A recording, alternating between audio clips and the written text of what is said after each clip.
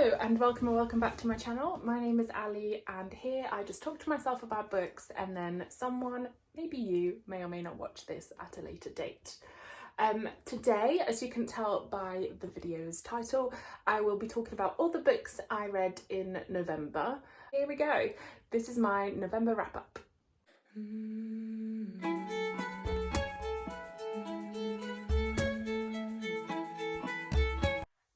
Okay, so as per my previous wrap-up videos, I would like to start with some monthly stats. So in November I read 12 books, 10 of which were fiction and 2 were non-fiction, for a total of 5,066 pages. I had a average rating of 3.67 stars. And I had one of my lowest rated books in a while in this month. I also had one DNF. Again, not common for me, but I've tried to read this book multiple times and I'm just not going to read it. So let's get started. I'll start with the book I ended up DNFing, just because I'm going to have the least to say about it. And that is unfortunately American Psycho by Bret Easton Ellis. I have tried to read this about 3 times now since 2020 and I never get any further than about like 5 chapters in. I don't know what it is. I really liked the movie. I just can't get into this book. I don't know if it's the writing or I just don't know. I think this might end up being on hold because I don't think I can give it another chance. I've tried and it's just not for me. So that was my one DNF of the month. Next, I read my Illumicrate monthly subscription, which was Until We Shatter by Kate Dillon.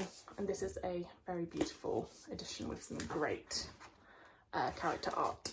So this is the story of Semi, who is half a shade, so a hue. So in this world, we have shades who have magical powers divided into different colours. So depending on the colour their shade is, they have different powers. There are then hues, which are essentially not full-blooded shades. So when shades have children with normal humans, they can birth hues. And these hues' powers are slightly different from the pure shades, and can also be uncontrollable. So this organisation called the Church wants to kind of put a stop to it and control it. So the hues are kind of like banned in this world and need to live secret lives. Semi is one such hue. This is a YA heist. Essentially what happens is that Semi and her group of friends ends up being caught in this trap by this full-blooded shade that's trying to kind of disrupt the church, and essentially blackmails them into completing this heist of retrieving something that's important to them. I really liked the magic system in this book. I think I gave it 3 stars in the end, and that's because it is very YA, but that's not really an issue. The issue is the characters, other than like the main character, aren't really that well developed, so then you don't really feel connected to them. Meaning that when certain things happen towards like the middle end of this book, you don't feel the way that I suppose the author wanted you to feel in terms of being like attached to them or feeling kind of empathy or anything really. Also, this all takes place in kind of the space of a week, which again, I think I've mentioned this before, I find it really hard to get behind any sort of romance that seems to like implode or develop within like a matter of days, and I just can't, I don't know, I just don't like it. So the romance element for me in this was meh. And the other thing is that the main character was actually really annoying. So she started off fine, and then she was just really dumb. So there were just things that you'd be like, okay, like I can see this coming a mile away, why can't you? And she was just annoying and a terrible friend, and I don't know, I kind of struggle a little bit when you don't like the main character, and it's not meant to be like a morally grey character, it's not meant to be like an unlikable character. So yeah, but overall I did really like the magic system. I believe this is a standalone. although it does end in a way that could be set up for a series. I don't know, but it was okay. It was an okay book. It was fine. Next, I read a contemporary romance. I've said before that contemporary romance is not one of my favourite genres, but I do really love this series. So this is the Love Light Farm series by B.K. Borson, and this is the fourth and final book in the series, Business Casual. So in here we follow Charlie, who is the brother of one of the main characters from the first book, Stella, and also we follow Nova, who is the sister of one of the other characters in one of the other books. Charlie is like a big shot kind of from New York, works in like business stuff, whereas Nova is a tattoo artist, so they're kind of like quite opposite in a way. However, they have known each other their whole lives. There's kind of this tension going on. One night Nova decides to propose. They have a no strings attached one night stand. Misunderstandings ensue, other things ensue, and yeah, I really liked this. I love B.K. Borson's style of writing. I like the romance, which is quite good since it's a romance book, and yeah, I like the characters, and I do recommend reading these in order just because the stories do continue in the background of like the main characters of each book. So here, for example, we find out more about Luca and Stella, and things like that. So yeah, I do recommend this series. I'm very much looking forward to B.K. Borson's new book, which is called First Time Caller. I think that's out early next year, and is not set in this world, but I'm really hoping it's got similar vibes because I do enjoy these, and they're just a nice, short, light-hearted, easy read. It's really nice to kind of break up kind of more lengthy like fantasy books or more serious books. So yeah. So as I said, I also read two non-fiction, and they were both memoirs. So first I read The Diary of Anne Frank, or The Diary of a Young Girl by Anne Frank. I don't know if I really need to explain what this is. So Anne Frank was a Jewish girl that escaped to Amsterdam and ended up living in a small annex that was part of an office building, hiding from the persecution of the Nazis, and wrote this diary. I think what's really fascinating about this is that she wasn't writing it to kind of recount the situation per se, but you ended up experiencing that anyway. So she wasn't trying to tell the story of what was going on during the Nazi occupation. However, the way that she wrote her diary, you end up finding that out through the eyes of a, you know, young girl. I think she's like 13, 14 when this was written. So I read this as a 13, 14-year-old actually at school. I'm pretty sure loads of people did. It's kind of part of the school curriculum in a lot of countries. And I do remember really understanding some of the things she was saying, because it is written, she's quite a funny character. You know, she says quite a lot of things that you're like, okay, yeah, this makes sense when you're a teenage girl. And then rereading it as an adult, it was a completely different experience. Like I still really understood the like little annoyances she had as a teenager, but then you also see kind of the darker sides of it, and you start to understand more about like what's going on in the background with the adults and how the people that were helping must have felt, and kind of the danger that they were in the whole time, even though this isn't necessarily explicitly said by Anne Frank herself. So I do really think this is something that everyone should read at some point. And yeah, it's just quite a powerful book. And I think what's heartbreaking to me the most is the fact that so often it's mentioned, you know, when we leave here, this is what's going to happen, this is what we're going to do, knowing full well that they won't be leaving. So I think out of the 8 people that were in the annex, only one survives, and that is Anne Frank's dad, Otto, who ends up editing her diaries. So I believe there are 3 versions of the diary out there. There's an unedited version, there's a heavily edited version, and then there's this version, which is kind of like less edited but still somewhat edited. It would be interesting to read the unedited version just to see how much has been changed. I believe her dad took out quite a lot of things that she said about her mother and her sister. and also, I don't know, sometimes like she's very funny in this and it's written really well. However, sometimes I do wonder if that's partially because of the editing or kind of the translation. But yeah, I read this also because my work's book club was doing it, and we had a really good discussion about this in the week as well. And then the other memoir I read was Girl Interrupted by Susanna Kazan. So this is a story of Susanna, who was admitted to a psychiatric unit in the late 60s, and just kind of like her experience of that and the other girls that she was with, and the reasons why they were in there. And it's just really, really interesting. I think it does open kind of a discourse, or at least at the time it opened a discourse about women's mental health, which wasn't necessarily viewed in the correct way. And yeah, I found it really interesting. As I said before, I have watched the movie, so it was just good to kind of read the book that inspired it.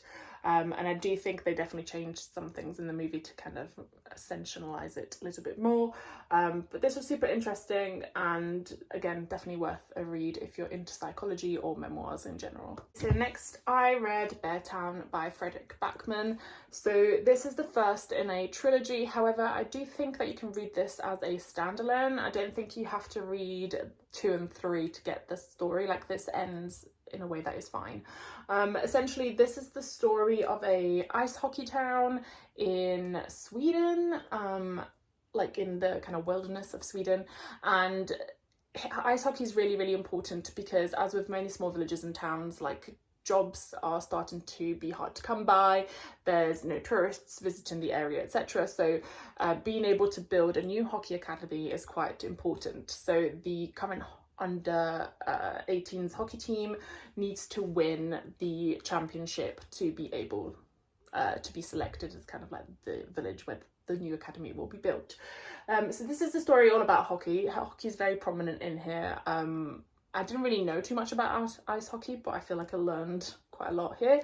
However, the main story in this is one of SA. So essentially, the daughter of the coach, or general manager, sorry, of the hockey team ends up being SA'd by one of the hockey players who is very popular, and essentially the town starts taking sides. There's a lot of disbelief of the girl's story, etc. And it's just written in a really, really interesting way. So each chapter has multiple POVs within it, but you don't really get warned like whose POV it is. Like, all of a sudden a paragraph will just change into someone else's voice. And it's really, really interesting because it's like you're inside all of their minds and you get to follow the story through their eyes as it's happening.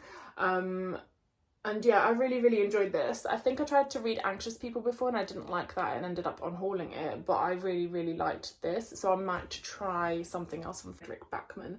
I think I ended up giving this like 4 or 4.5 stars, I can't remember. But yeah, I might pick up the sequel, but I'm also equally happy to just leave this as it is. I think it worked really well as a standalone. Next, I read my lowest rated book of the month, which I no longer own because I ended up unhauling it because I disliked it so much, and that was The Coven by Harper L. Woods. That came as part of my Fairy Loot Romantasy monthly subscription. So essentially, I can't even tell you what the story is about because there is no story. But supposedly it was meant to be about this girl who's a witch or has witch powers, is in hiding, is trying to save her brother who nobody knows about, because if they did, so basically in this world, like, the men can't pass on their powers, like their powers are meant to be stripped, so then when they have children only the female passes on the powers. But that's not what happened with this girl. But anyway, she ends up being recruited, I don't know, she ends up being selected to go to this academy because she is the last descendant of one of the people who lead the academy, and it's all just a bit weird. Honestly, there's like 0 plot. I absolutely hated this book. Like, the premise sounded okay, you know, you've got like promises of like demons and witches and necromancers and all this stuff, and then you read it and literally all it is like some creepy old guy takes this young 20-year-old to a school and, you know, tries to basically assault her. So like she gets picked up by the head teacher, who is like this like centuries old demon, and the first night he basically is like breaks into her room, takes off her clothes, and then is like, actually no, I'm not going to do this now while she's asleep. And you're like, okay, what? Like, what? And then also, again, this all takes place within a space of a couple of weeks, if that. All of a sudden, she's in love with him, whatever. He basically essays her. I'm sorry, but he does. There's like zero character development, zero romance development. There's like no other characters other than they're randomly mentioned, just because otherwise it'd be weird to just have like one girl attend an entire school. But at one point she's literally like, oh, you know, my really good friend, and you're like, what? Flicking back trying to find who this good friend was, because she was maybe mentioned at some point, with zero development whatsoever. So zero world building, zero character development, zero like other characters being developed, and it's just a terrible story. I do not recommend this book at all. 1 star, and that's literally because I couldn't give it a lower rating than that. But yeah, I don't know what else to say about it. Disappointed. I'm also quite sad because the edition in itself was actually really, really beautiful, but I refused to keep a book that I really disliked. I nearly DNF'd it, but honestly I wanted to finish it because I wanted to be able to talk about it on this video, and also I was kind of hate reading towards the end of it, and I stubbornly am really bad with DNFing books that I hate because I just like to hate read them. But yeah, so there's that one. In better news, I finally read Once Upon a Broken Heart by Stephanie Garber, and thank God, I absolutely loved this book. I love the writing. It's really easy to read, so I read it quite quickly, and I love the characters, and I can't wait to finish the series. I'm definitely going to try and finish it before the end of the year, but I can definitely see where the hype for this one has come from. So this is the story of Evangeline, who is... it's very fairy tale-esque, this book. So she's kind of given like Cinderella vibes, except she's got 1 stepsister instead of 2. Her dad has passed away. Her stepmother is questionable at best. And essentially she's desperate because her love of her life is due to marry her stepsister now all of a sudden. So she strikes a deal with a fate to essentially stop the wedding. However, that doesn't end up going the way she planned, and she ends up putting herself in more trouble because she ends up having to save the entire wedding party. It's so good. I love this book. I can't wait to finish it off. It's like the perfect kind of wintry fantasy fairy tale vibes, but also has some substance. And unlike the previous book, the characters here are well developed. The world building is good. The magic elements make sense. It's just a great read, and I would recommend this. This will be quite a quick one, but I also read a manga in November, and that was volumes 4, 5 and 6 of Dragon Ball. So Dragon Ball is one of my favourite anime of all times. It was like my favourite as I was growing up, so I just have a lot of nostalgia. I have randomly read the manga, but not in order, so I've decided to start reading it in order. I read volumes 1, 2 and 3 in October, and then read this one in November. I definitely remember it being longer, but it's actually getting quite far into the story, so I think these versions, the 3-in-1 versions, actually extend all the way through to the end of like Dragon Ball Z. But yeah, I don't really know what to say about this. I love it. Again, loads of nostalgia. I love the characters, and I just love the art as well. So yeah, there's little baby Goku. I'm very much looking forward to continuing these. I've got the first 4 3-in-1 volumes so far, but I am hoping to be able to collect them all. And it's always nice sometimes to break up reading with a manga, just because, I don't know, they're fun and they're just quick and easy to get through. does still have writing in it, so it does count as reading, but we do like pictures. Next, I read Misery by Stephen King. This is probably one of his most well-known books, and this is the story of a author called Paul Sheldon who writes this book about a character called Misery, and he ends up in a car accident and is found randomly by like his #1 fan, self-proclaimed #1 fan, who is a little bit weird. She ends up not taking him to a hospital, but instead locks him up in her house, and this is essentially the story of him being a captive in her home. She is an absolute psychopath, potentially has murdered people before, and just does horrible things to him. This is super graphic in terms of like gore and stuff, and definitely in like psychological type horror situations, so if you're not into that, don't read it. But I thought this was a really good book. I'm really enjoying Stephen King's writing. So this is the 3rd book I've read by Stephen King. I've read Green Mile, which I love, also one of my favourite movies, and also I've read the Bachman books, which is a collection of shorter stories, and liked all of those as well. But I was very glad to finally read this. It's super good. Sorry, my dog wants to come say hi. 1 second. What? Say hello. Say hello. Hello. Okay. Bye. Okay, sorry. Wait. Yeah. Super good. I think I gave it 4.5 stars. Maybe even more. I can't remember, but we'll definitely be continuing it. I'm hoping to try and read another one in December, but honestly, I feel like I'm going to be too optimistic again with my TBR, so I will not put too much pressure on myself. But if I do manage to read one of his other books, which is 11/22/63, I will try. Next I read my classic of the month, which was Mary Barton by Elizabeth Gaskell. I didn't realise that Elizabeth Gaskell is the author who wrote North and South, or did I? Maybe I did. But anyway, I had never heard of Mary Barton before. This is a book that I borrowed from my mum and ended up reading, and I actually ended up really enjoying it. I thought the writing was really good and accessible, especially for like a classic.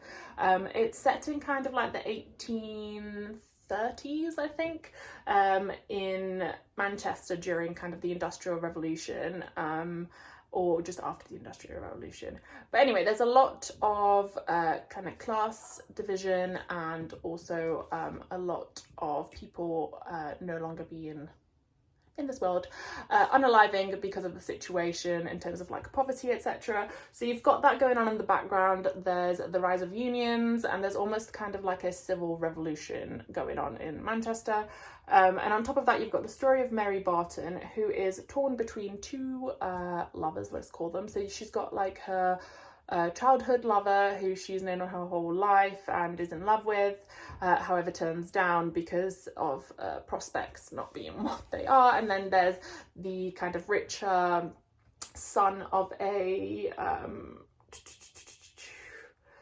mill owner, I think it is. So yeah, the son of a mill owner, Henry Carson, who ends up being found murdered, and her other lover is like the prime suspect. So there's this whole story going on in the background. She doesn't believe that he could have done it, and she kind of sets out to prove his innocence. So it's actually a really good book. I did tab it quite a bit. Quite a dark read actually, but it is very good, and I'm kind of glad I picked it up, especially because I knew nothing about it. Next, I read the sequel to The Florios of Sicily. This is in Italian, but I'm pretty sure it exists in English as well. The first book definitely does. And this is about a real life family that that existed in Sicily. They were like big traders, and essentially it follows their rise and then their eventual fall. This is super good. I really enjoyed it. I really liked the writing. I did kind of prefer the first book more because I liked the characters better. The main character in this one is quite annoying, and I mean, he does lead to the fall of the family, so make of that what you will. But it was quite a chunky read, and I'm really glad I read this. So that's the duology completed. I'm pretty sure it finishes with kind of their end, so like I don't think there's going to be any more books in this series, but really good. I do recommend a read, and if you're like me and fancy a little Wikipedia tool, there is information about the actual family on there. But yeah, very good book. And then finally I read book 3 in the Poison Study series. So this is Fire Study, and this follows Yelena throughout her adventure. I won't spoil it too much because this is the 3rd book. I have spoken about the first book and just kind of the series in general at length in multiple of my videos, so I won't rehash, but I did really like this as well. I am really enjoying this series, and I will hopefully be reading the next book soon, which I think is like a separate trilogy, but you still have to read it in order before you then pick back up with Yelena and Valex's story. Also, that's what I've been told by the bookseller. So the next book is The Storm Glass by Maria Snyder, which I've got over here. And yeah, I think follows a completely different character for 3 books, but the story must be intertwined enough because I've been told that unless you read those 3, then the next one kind of in this like Yelena Valek story won't make sense. But yeah, so very much excited to continue on with this series as well. So that's the end of my November wrap up. Do subscribe if you're enjoying these videos, or pop a like, and yeah, I'll see you soon.